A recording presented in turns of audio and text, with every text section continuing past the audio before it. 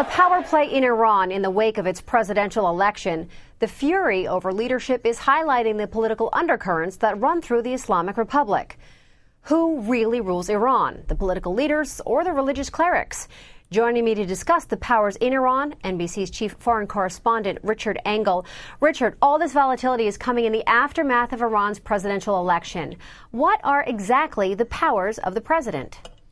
The president controls the day-to-day affairs of the country. He controls foreign policy in so much of Iran's interaction with foreign countries. He doesn't set foreign policy, but he carries it out. He goes on foreign trips. He meets with foreign leaders. He also is responsible for a lot of the management of the country. But the general policies of Iran, should it reach out to the United States, should it abandon its nuclear program, should it pursue a war with another country, that is set by the supreme leader. And the president is certainly answerable to the supreme leader. If the supreme leader called the president one day and said, I want you to stay inside, you're not going outside anymore, he would have to listen to him.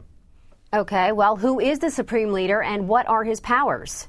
The supreme leader is the Ayatollah. He is Ayatollah Ali Khamenei, and his powers are to guide the country. They are limitless, in effect. He is the moral compass of Iran, the guardian of the revolution. He is there to set the standards and principles for Iran, and then it is up to bureaucrats and functionaries like the president and his ministers to carry out the details of policy that is set by the supreme leader. Okay, now let's backtrack more to the political structure of Iran. We've got the supreme leader, we've got the president. What's the rest of the political picture here?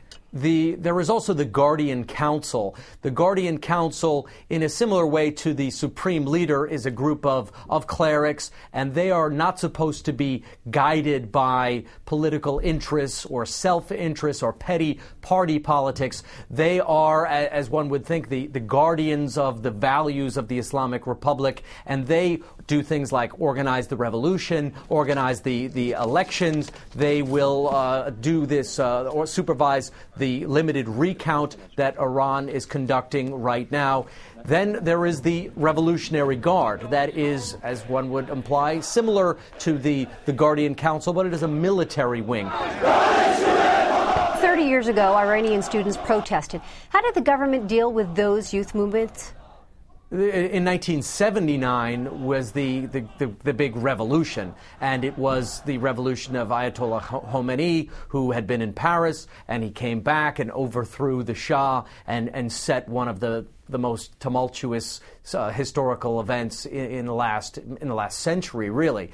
And then there have been subsequent uprisings, particularly the 99 student revolts in Iran. But some people are comparing this revolt that we've been seeing to be almost one of the most significant events in Iran, perhaps even rivaling the 1979 revolution.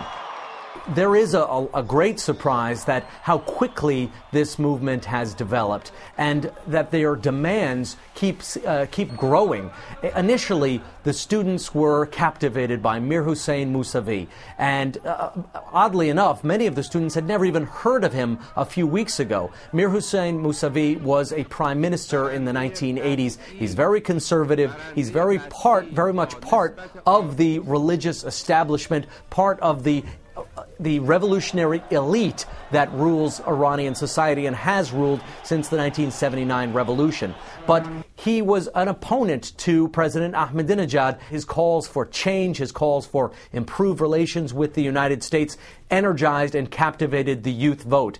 Now, as there has been a crackdown and apparently, according to the opposition, fraud in the elections, the demands keep growing, the protests continue to expand, and a movement that was initially just to replace Ahmadinejad with another somewhat more moderate member of the Iranian establishment has grown into a national campaign against the leadership and a national campaign demanding real change in Iran.